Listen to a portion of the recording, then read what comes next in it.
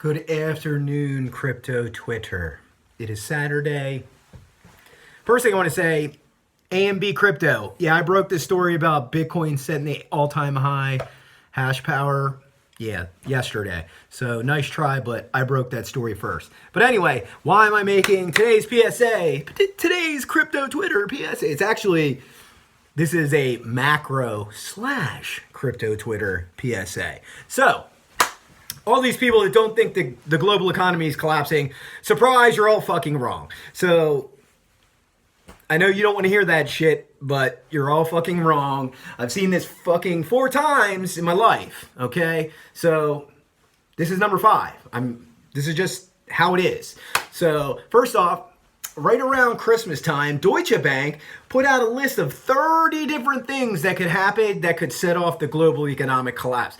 Has anyone revisited that list? Because guess what? Almost everything on that list has happened. Not kidding. Go look up that list from that Deutsche Bank analyst. It's a great list. I did a podcast about that list, and guess what? I added 30 other things that could happen that weren't even on Deutsche Bank's list, and I'm just going to give you a few of those things. I'm going to try and go through all 30 really fast because I'm going to try and keep this video to under 4 minutes. So let's go over them real quick. So one thing Deutsche Bank did put on there is if Deutsche Bank collapsed, because they own like somewhere between 40 and 60 trillion dollars of CDOs and CLOs. So if you don't know what a CDO is or a CLO, go Google that shit. So number 2, Commerce Bank. They wanted to merge together Deutsche Bank with Commerce Bank, and I tell people that would have been like taking Lehman Brothers and putting it together with fucking Bear Stearns in 2007. Yeah, not a good fucking idea. Next thing, PG&E. So, even though PG&E's stock's been on the up for the last couple months because they have been making profits because people need energy, last year they almost went bankrupt, okay? So, literally their whole economy, the whole California economy is teetering on a knife edge because of PG&E. Now, with that being said, obviously, if there's no big fires this summer, which unfortunately, it's highly probable there will be more fires this summer. Pardon me, stupid fucking notification won't go away. Pardon me. But if there is another fire and anywhere near the Paradise Fire, and guess what? I met someone this week who came to my store, and they actually had fire insurance. Like, holy shit, man, you're a lucky bastard. And he's like, hey, man, I paid for that shit for years. And you see that RV? They bought that RV for me. They're fixing my home. And I was like, good. You're blessed, sir. Truly blessed. All right. Anyway, if there isn't a Paradise-sized fire, I think PG&E is going to be fine. I've actually almost considered buying some of their stock the other day because the chart looks fucking super delicious. The floods. So I'm the only person besides CME Group and their little TikTok presentations that they do talking about the floods and how it's going to affect the grains commodities markets. Let's be very clear. It's going to screw corn up, sorghum, soybean, wheat. We're already importing tons of corn from Russia because of the floods going on in the middle of the country. What do you think that's going to do to the food prices in the next 2 quarters? It's going to go up, especially if there's a shortage.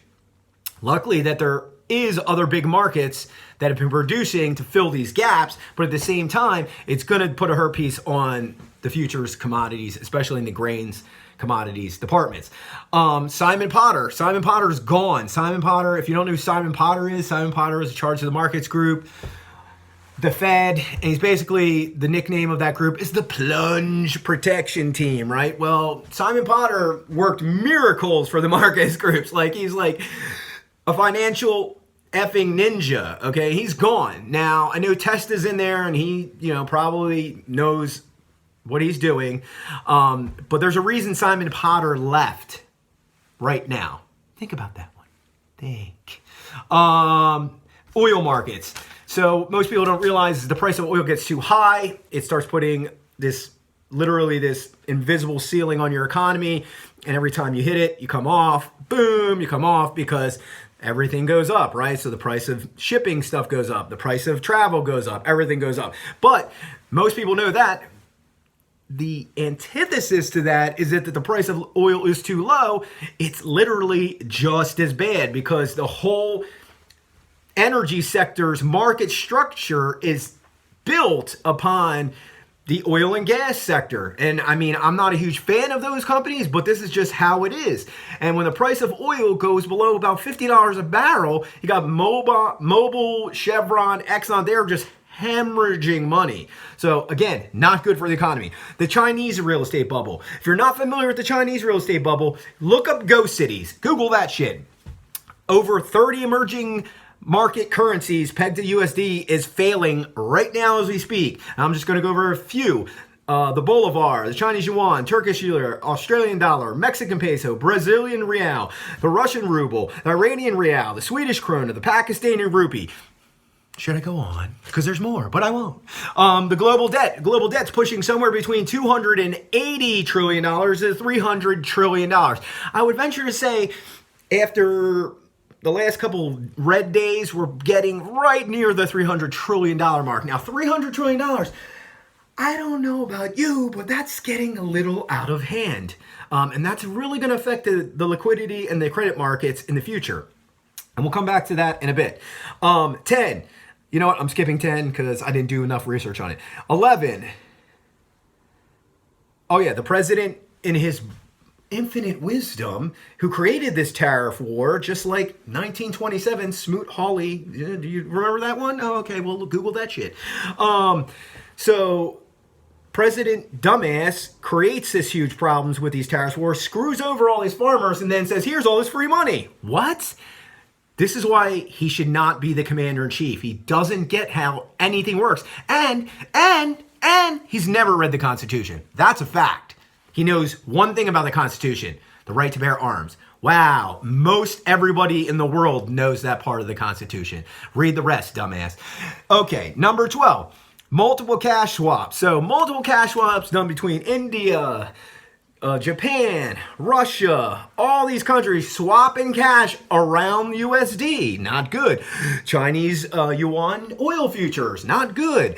Russia taking advantage of the Chinese yuan oil futures. We're going to add in another one. Russia and China decided to stop using USD on last Friday. It was actually 2 Fridays ago now. Number 15, U.S. slow moving on crypto regulation. Yeah, I made this list like about 2 weeks ago. Surprise, it's true. I'm glad we're seeing some regulation now, but what are they trying to do? They're trying to destroy the altcoin market. And obviously there's, 3,000 some coins out there. If a couple thousand gotta go, I'm cool with that, okay? You have to think of like long term. Yes, they're going to destroy all these, some of those projects may be good projects, but the majority of them are just garbage. The good thing is we will see consolidation, right? And that means the projects that are actually viable and trying to make value, more value will go towards them. So that's the good thing. 7,000 plus retailers closing. I said I was going to try and keep this under 4 minutes. It's not happening. We're almost up to 8. I think we're past 8. Chairman Powell confusing the markets. We're going to cut rates. We're not going to cut rates. We're going to cut rates. We're not going to cut rates. We're going to do quantitative easing. We're not going to do quantitative easing. What, dog? Stop listening to the president. He's not your boss. Duh. He's not. He appoints you, but he's not your boss. Anywho, credit markets. Rehypothecation. Hypothecation. Yeah, if you're not familiar with those terms, these are fancy Wall Street terms for very specialized loans that are given for people that don't have enough on the books to close some orders. So you know what happens when those loans don't get paid back? Monkey wrench. Yeah. And that's what happened last time. If you didn't watch that Vice special, literally Geithner is in there saying we were 2 to 3 days from ATMs not working. Think about that. Think about that. Think about that. Digital money and the SWIFT system. So digital money is a joke, okay? Zeros and ones on your fucking computer are not safe. I don't care how much bullshit your bank's gonna tell you that, oh, it's 128-bit encrypted. Yeah, that's standard fucking shit, you assholes. If it is HTTPS, that's like standard encryption levels. for everything. So don't act like you're so, like you put that out there like, oh, it's 128-bit encrypted, blah, blah, blah. Yeah, that's standard operating procedure for anybody trying to operate on the web and actually do some good business. And the Swiss system. The Swiss system is a joke.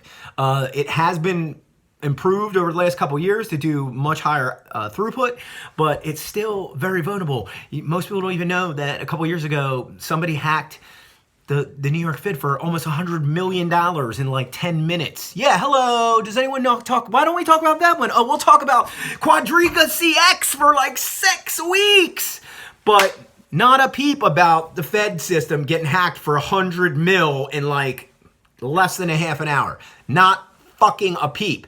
I gotta fucking watch a special on the BBC or whatever the fuck I caught that on. And the technological crunch. I call it the techno crunch, and I talk about this all the time in my podcast, and I let people know that the simplest explanation is it's like you get an iPhone, right? Then you don't do the updates, right? And then you're like, why aren't my apps working? That's the short version. Well, guess what? Corporate America does this dumb shit like times 1,000. They buy these old point of sale terminal systems. They know they work, and then they have to add layers. Like they have to add a Verifone system, right? That's another layered solution, and they have to couple them together with, you know, obviously software that will work and communicate between these two systems. Now, what happens is the firmware on these old POS terminal systems sits in the past, and as Verifone's top layer system moves in the future, they start to spread apart, and then we get the valley of death. And now you're starting to see this play out in the real world. Oh, Instagram's down. Oh, Facebook's down. Oh, this Google's cloud server is all fucked up. These people are professional technology companies. Think about the companies that are not. There's way more of those companies, and they have lots of your data. I wouldn't trust them as far as I could kick them, but y'all do it every day, just letting you know. And back to the credit markets and why I think, yes, there is going to be problems in 6 months. Why do you think Mark Zuckerberg is moving up his project 8 months early? And yes, I read an article today. They're releasing the test net next week. Now, am I gonna go hodl some global coin? Probably fucking not.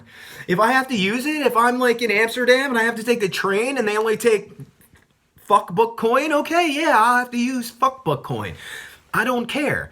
The point is, you have to realize there's only 50 to maybe 70 million people that utilize crypto, whether it's trading, buying stuff, speculation, whatever they're doing. There's only about 50 to 70 million people.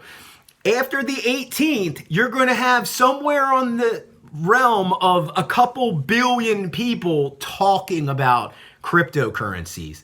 So that's the good part. And then the SEC's obviously plan to actually start putting some regulations. Yeah, it's going to be a hurt piece at first. Binance already put, I think a guy's named Goomba on Twitter. There's a shout out to Goomba. Thank you for putting up that nice little graphic chart. It said, these are all the coins on Binance that are going to be okay in the American markets. And then these are all the coins that are not going to be okay. So if you haven't seen that little graphic, I highly recommend it. Again, this was a much longer video than I anticipated, but I hope you enjoyed it.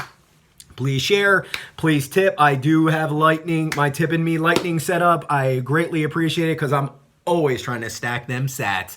Oh, and my new pick of the week, this isn't financial advice, people. This is survival advice, is Ethereum Classic. Have a great one. They're implementing SHA-3. They're trying to make Ethereum Classic quantum computing resistant. And you have a great one. Peace.